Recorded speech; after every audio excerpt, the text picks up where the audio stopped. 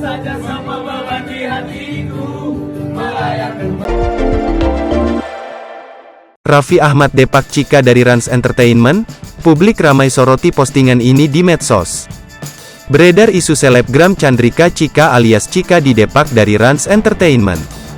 Diketahui Cika tengah jadi buah bibir setelah beragam masalah yang ikut menjeratnya. Teranyar tak kalah Cika dituding jadi sosok yang menyebabkan Putra Siregar dan Rico Valentino masuk penjara. Dihantam dengan beragam hujatan, Cika bak tak menggubris hal tersebut. Sayangnya imbas serangan ke Cika, membuat tempat yang menaunginya ikut diserang. Ya, Rans Entertainment selaku pihak yang menaungi Cika diminta untuk melepas sang selebgram.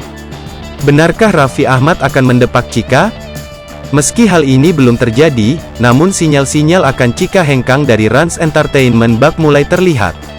Seperti pada postingan baru-baru ini, memperlihatkan suasana kumpul bareng seluruh pegawai dan talent dari Rans Entertainment. Sosok Cika disebut tak datang hingga memicu spekulasi dari netizen, Kamis, tanggal 4 Mei tahun 2022. Sehingga tidak hadirnya Cika di acara tersebut menuai tanda tanya warganet. Padahal Cika tergabung dalam manajemen Rans Entertainment. Kini warganet menunggu bagaimana kelanjutan masalah yang tengah menerpa Cika.